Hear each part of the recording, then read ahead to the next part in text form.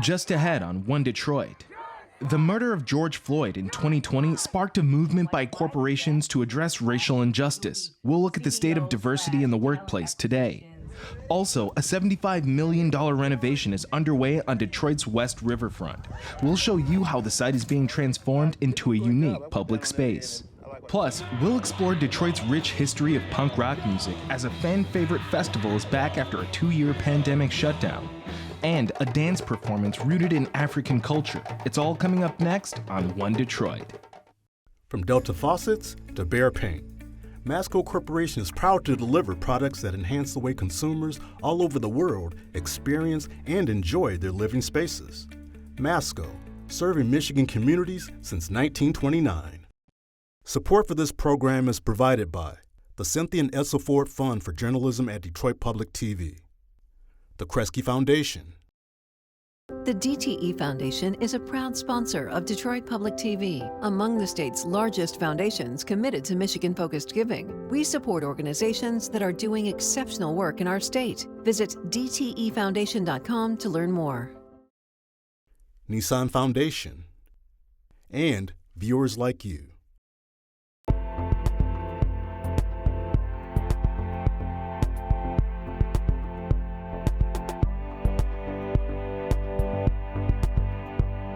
Coming up on this week's One Detroit, a massive transformation is taking place on Detroit's West Riverfront.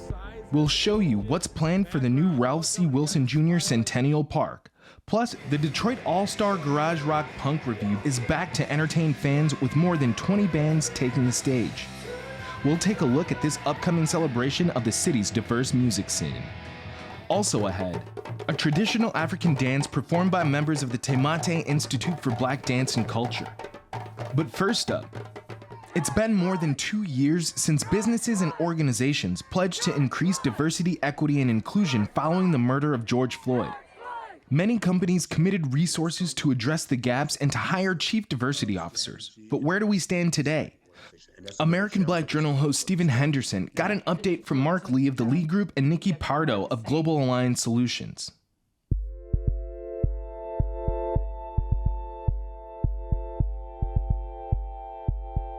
Let's just circle back 2 years ago, if we could, for a quick moment.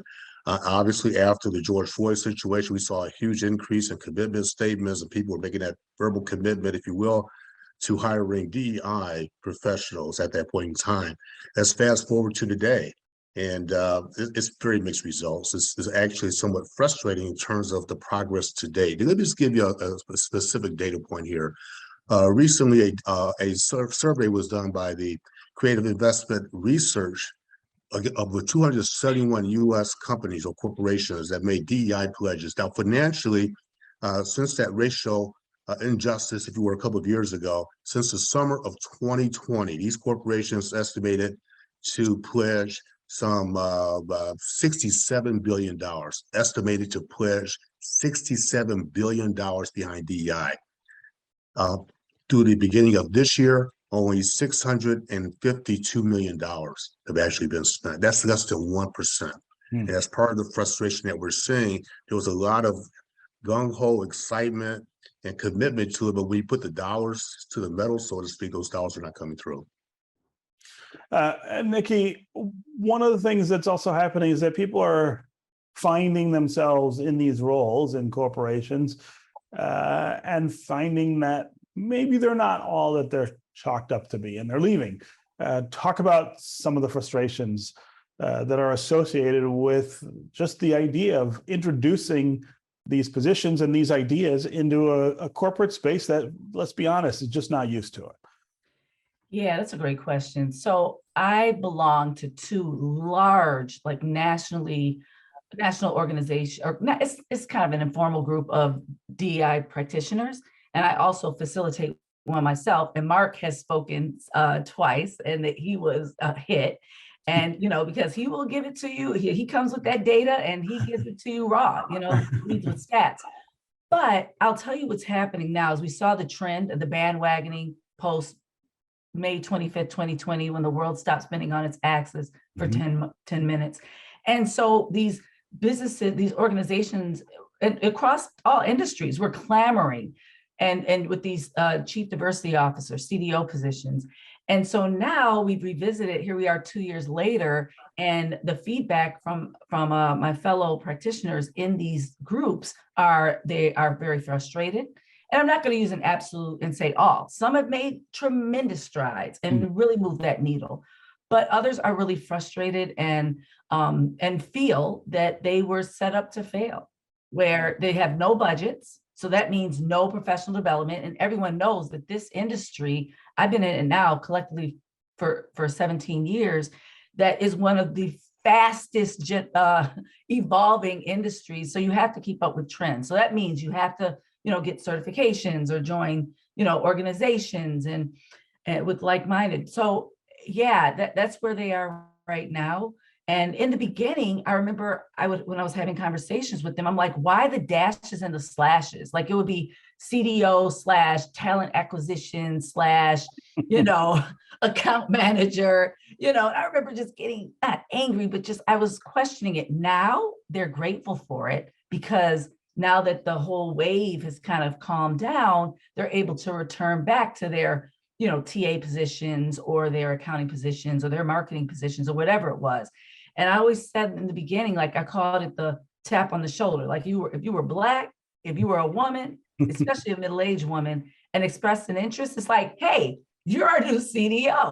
One of the things that I think is really key to the success of people in these roles, of course, is the senior management environment at these corporations, right? And in a lot of cases, you still got senior management that doesn't reflect the general population. There aren't enough women. There aren't enough people of color. Nikki, I wonder if you can talk about maybe the distinction between places that have done better with overall diversity and then introduce this idea of a DEI officer, and places that still, I guess, are struggling with that concept or just not really embracing it. It seems to me that the likelihood of success is at least in part dependent on how diverse the workplace that you're getting into is in its senior management. Yeah, and there's so much research out there to support this. McKinsey reports, all of that. But I just want to kind of dial back a little bit where I think things look different now, if that makes sense. Mm-hmm. And like if you go on Indeed or any other LinkedIn or any of the platforms where the CDO positions that are embedded in the C-suite, they're kind of brought down a tier. Where they might not necessarily be in the C-suite or the S-suite or the V-suite, but that next tier, like a directorship, mm-hmm. or but I always say, if you bring it down those tiers, make sure that they are a direct liaison to the S and V suite. Mm-hmm. So so it just is looking a little different. I'll say that. And also I'll say too, in the industry's slight defense, now companies are trying to wrangle in this remote work, so everything is shifted to that, where now, employers and companies are like, okay, we're bringing everyone back, and now they're losing people. So it's just this whole, so I think it's shifted to that. Again, I am defending, but I'm not defending the industry. But yeah, it's just, and Mark, I don't know if you can. If I can just chime in for a second, because this is a direct result, a lot of factors very briefly. And what we're seeing here in terms of not that lack of connectivity from the senior management down, in some cases, that employees are beginning to feel alienated. And so even the word DEI, if you use the word diversity inside of an organization, you have some employees they're becoming offended by that word. And because they can feel as though the organization has not necessarily embraced it. They may have verbally embraced it, but it has not been socially embraced throughout the entire organization. So it becomes a challenge of how do you make the employees feel that it is important throughout the entire organization. But what's happened over the last 18 months or so is that some employees view it as a divisive strategy and dividing people inside the organization. And that's another challenge that needs to be dealt with as well. Construction is underway on Detroit's West Riverfront to transform the site into a world-class public space. The new 22-acre Ralph C. Wilson Jr. Centennial Park will feature a water garden, sport house, play garden, and much more. State and local officials were on hand for the recent groundbreaking. One Detroit contributor, AJ Walker, has the story.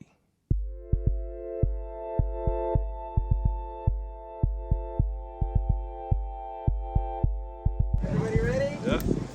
All right, here we go. 1, 2, 3. All right. It's another milestone for the city of Detroit and its beautiful river. The groundbreaking ceremony for the Ralph C. Wilson Jr. Centennial Park, formerly known as West Riverfront Park, now has a new name and epic new plans for development. When we say this park has something for everyone, it's because we actively worked to bring everyone to the table. In particular, we worked across the city with kids to develop the vision for a 4-acre play garden at Wilson Park. The Delta Dental Play Garden at the park was made possible largely due to Delta Dental and their large donation of $5 million. It will feature a 20-foot bare play structure that children can climb and other imaginative creatures. Margaret Trimmer, Vice President of Strategic Partnerships for Delta Dental, says that investment is part of their commitment to make Detroit even better by investing in its children. We've birthed something amazing, and we need to take incredible care of that which we've birthed. Our children first, our parks, our communities second. Trimmer also spoke about the importance of making parks spaces for everyone. If you don't believe the power of gathering diversity in a safe and comforting space, walk this community. Mayor Mike Duggan shares that vision and is proud to see the Detroit Riverwalk as a welcoming space for all people, near and far. Come down here on Saturday afternoon and see for yourself. You will see people of all shapes, sizes, ages, backgrounds, all coming together, smiling and enjoying themselves. There's no doubt this will become one of the really great assets of the city. You know, I grew up here. As a child, I never came down to the riverfront unless it was on Belle Isle because it was cement silos and abandoned factories. And that's the amazing thing that's happened. The riverfront has been given back to the people of the city of Detroit, and that's really a special thing. These renderings help demonstrate just how special and spectacular the park will be. Fred White moved to Detroit from Georgia more than 30 years ago. Today, he watched the groundbreaking from a distance while he fished along the Riverwalk. White says he loves all of the changes so far to the Detroit Riverfront and is looking forward to the completion of this new addition. They're doing a great job. I went down on that end and I like what I saw. James Chapman agrees. It's fabulous. What do you love about the riverfront and what they're doing with it? I was raised on this river. This is home. It's taken a lot of people, organizations, and companies like DTE and Delta Dental to make the Ralph C. Wilson Park the beautiful place it will become. David Egner of the Ralph C. Wilson Foundation, which helped make this possible, says it's been a long journey. This riverfront goes back to the vision of General Motors and Kresge Foundation and others to activate the river. Carl Levin, Senator Levin, was critical to this, was ahead of it even before that time. And all we did at the Wilson Foundation was jump on board after so much funding over the years. And in 2018, we committed $50 million to funding Ralph C. Wilson Jr. Centennial Park. Mary Wilson, wife of the late Ralph C. Wilson, is proud to see her husband's legacy and vision for Detroit carrying on. What would Ralph say right now? And he would say thank you to so many people that have made this happen. In total, Ralph C. Wilson Park will cost about $75 million. For all of the people rolling up their sleeves and putting together the resources to make it all possible, the groundbreaking is symbolic of what can be done when people come together. They spoke at events, hosted dinners at their homes, and went door to door and even traveled to parks throughout the country to learn more about public spaces, and we had some good times. This international jewel will be enjoyed by people from every corner of both peninsulas of the state of Michigan when they come here to have fun and to build memories, because that's what this is all about. We are happier, we are better connected, And again, I'll say it again, we are healthier because we are investing in spaces and opportunities like this one. The Detroit All-Star Garage Rock Punk Revue began in 2016 as a celebration of the city's independent music scene. After missing 2 years due to COVID, the festival is back, featuring 2 days of performances by punk, indie, and garage rock bands.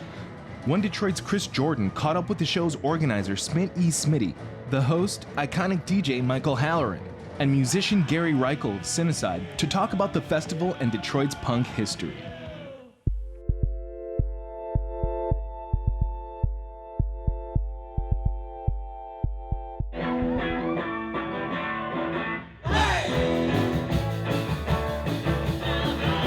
The Detroit All-Star Garage Rock Punk Revue, a celebration of the underground side of Detroit music.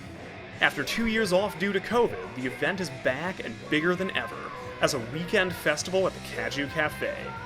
The event is organized by musician Smitty of Detroit's Figures on a Beach and will be hosted by radio icon and former WDET Radios in Motion host Michael Halloran. There is no music scene that even comes close to what the Detroit music scene is. It's like, and I've been around the world and visited every city. Detroit, without any question, is the #1 music scene on the planet. Everybody else is fighting for second place. I am so lucky and fortunate to have been raised in Detroit during that, late 50s, all through the 60s, 70s, 80s. The Detroit scene was like off the charts.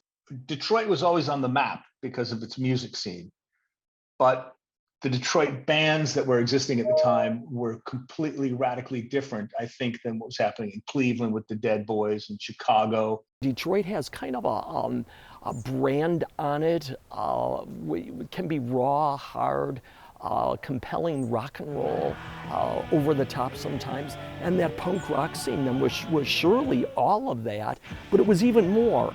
I was listening to an interview that Berry Gordy gave when he was talking about why Motown songs sounded the way they did. And it's because when he was working in the factories, there was something about the stamping, the big machines that were doing all this work that had a rhythm that got stuck in his head, which basically became that whole boxer beat, 4 on the floor, pat, pat, pat, pat, pat, pat. Richie, our drummer in the Plugs, worked at Gear and Axle. So as the drummer and hearing, kong, kong, kong, you have this rhythmic thing. So when you form a band, you're going to have a thing that is in your life that basically drives your soul. And with Richie, it was that factory type thing. And I don't want to say it's industrial, but it was really just hard hitting. Industry, blue collar, hard working. It's that kind of energy. And I don't know, just sort of the rock and roll ethic. The MC5 and the Stooges, anywhere but Michigan, and they're not happening. And that's in essence why Radios in Motion was born. A lot of these bands from back in the day, I tried to play on the radio as much as possible. They were the people that were making Detroit cool and different. It was a point of pride with me that Detroit had not stopped when Motown moved. It is this underground music history that will be celebrated on August 19th and 20th on the outdoor stage at the Caju Cafe, with a lineup of bands spanning 4 decades of Detroit punk, rock, and indie music. The first one really was a celebration. I didn't really have anything in mind other than getting a bunch of old school friends of mine from back in the punk days, late 70s, 80s. And the moment we decided we were going to do a second one, it was kind of like, okay, well, we did the one where we had mostly the old guard. Now I really want to go after some of the new and young bands that are happening in the Detroit music scene. You kind of realize that thread that started in the early scene, Mutants, Cold Cock, RUR, Cinecide, were kind of like the beginning of a thread to me that we were able to attach ourselves on and then slowly move down. And then other bands came along, Vertical Pillows, but that thread just keeps going. Sometimes it gets super thin. Sometimes it gets fattened up. There's always, somebody stepping up and going, hey, I've got something to say too. And I think Smitty, and I know myself, we're the mind that it's like, yeah, let's hear what you have to say. Yes, yes, yes. More, more, more. There's a total, hold on to your seat, a total of 21 bands. It is eclectic. I mean, you've got folky influence like Audra Kubat, or you have on the other end the amino acids, which is kind of like this kind of compelling punk surf band. You've got the 3D Invisibles, and then flipping over, you've got Nikki Corvette. It's not an all-star show if it doesn't have Cinecide. And of course, everyone knows Mary Cobra from the Detroit Cobras. And with the passing of Rachel Nagy, it was kind of like, oh, geez, Mary, people love you. They want to see you perform. What are you doing? And then she told me about her band, Gigi. And, Gigi, they may have only done like 1, maybe 2 performances. So they're like brand new. And so she said, okay, Smitty, if Gigi's going to do it, I want to see Sugar Tradition on this bill. I want to see Billy Swivs and his operatives on this bill. I want to see War Horses, the Hourlies. Smitty's in a couple of the bands. He's got Little Boy Lost. And Smitty and the Fez Tones, that leans more into my, like the art school guy starting a band. And I probably have more in common with like Sparks and the B-52s and Devo, because there's definitely an art element. If you look at all of this list of bands, I think one of the most important things about it is the School of Rock in Farmington. To me, I want to see the new generation. The Farmington Hills School of Rock band will produce one member. We don't know who it is. I don't know who it is. Nobody knows who it is, who is going to go on and revolutionize the way music is done. And it's the new Prince. It's the new, St. Vincent. It's the new, whatever it is, because that's where it comes from. The youth of America. This is like Detroit's finest, whether they've been around forever or just, popped up within the last year or two. Even if you don't know 90%, even if you don't know 100% of the bands that are on the bill, it's going to blow you away. I mean, this is like, oh, this came from Detroit? This isn't from LA? This isn't from London? This isn't from New York? It's like, no, this is all Detroit.